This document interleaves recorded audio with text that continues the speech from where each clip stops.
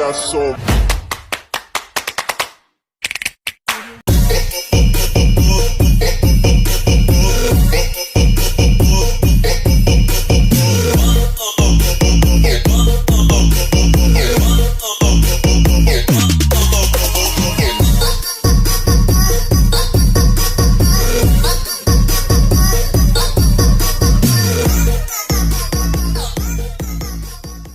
Sebelum kita masuk pada materi inti, di sini saya akan menjelaskan bahasa secara garis besar. Nah, bahasa merupakan sebuah simbol yang digunakan oleh manusia untuk berkomunikasi, memberikan pendapat, ide, gagasan, ataupun perasaan. Nah, secara umum bahasa memiliki beberapa fungsi, yaitu yang pertama fungsi informatif, di mana fungsi ini memberikan informasi atau data faktual. Yang berikut adalah fungsi ekspresi, di mana fungsi ini merujuk kepada memberikan pendapat atau mengekspresikan apa yang mereka rasakan. Yang ketiga adalah fungsi direktif, di mana fungsi ini lebih merujuk pada sebuah perintah, instruksi, ataupun sebuah permintaan. Yang keempat adalah fungsi interrogatif. Dalam fungsi ini lebih merujuk kepada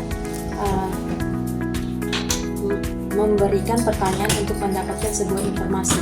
Dan yang terakhir adalah fungsi kreativitas, di mana lebih merujuk kepada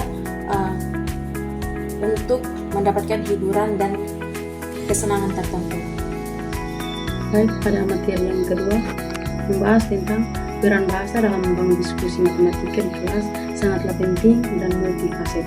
Bahasa tidak hanya menjadi alat untuk menyampaikan informasi, tetapi juga untuk membentuk pemahaman, mendorong penalaran, dan membangun komunitas belajar yang kolaboratif. Berikut beberapa peran kunci bahasa dalam diskusi matematika kelas.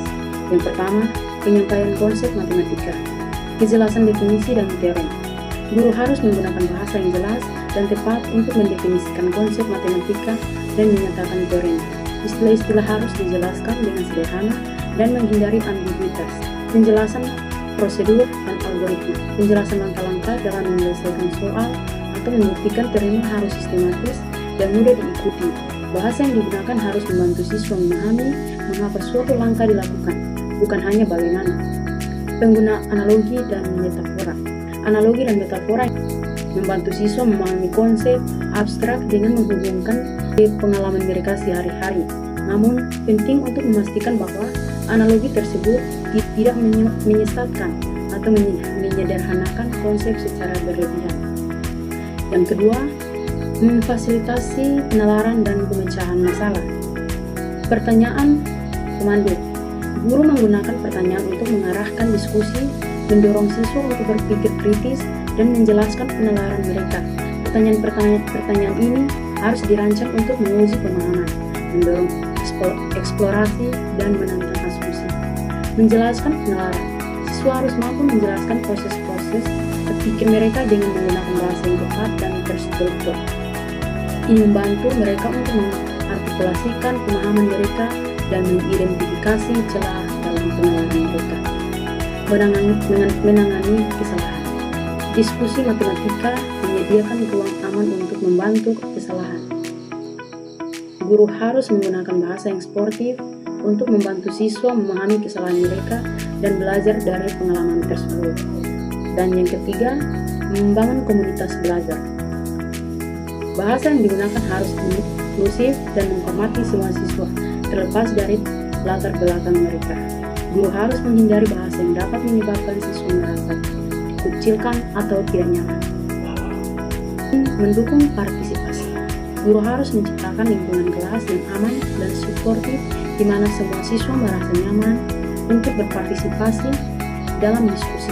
Bahasa yang digunakan harus mendorong kolaborasi dan kerjasama, menghargai berbagai perspektif. Diskusi matematika yang produktif mengakui bahwa ada berbagai cara untuk mendekati masalah dan memecahkannya.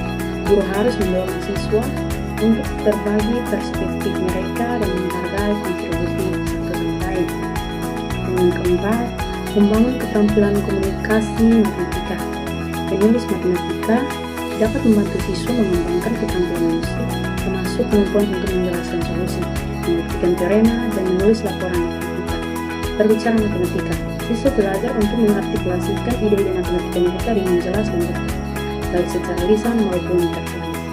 Mendengarkan matematika, siswa belajar untuk mendengarkan dengan cermat dan memahami penjelasan matematika dari orang lain. Baik, untuk materi yang ketiga, saya akan menjelaskan fungsi bahasa dalam diskusi matematika.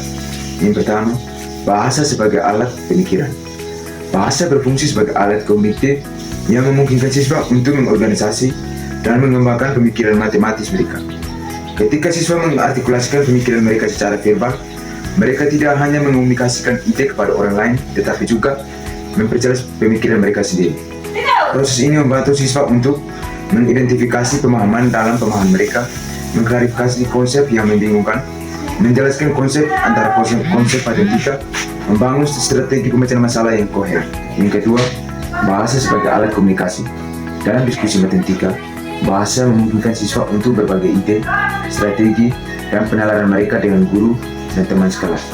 Melalui komunikasi ini, siswa dapat membandingkan dan memutuskan solusi pemecahan masalah dan evaluasi dalam efisiensi solusi yang berbeda.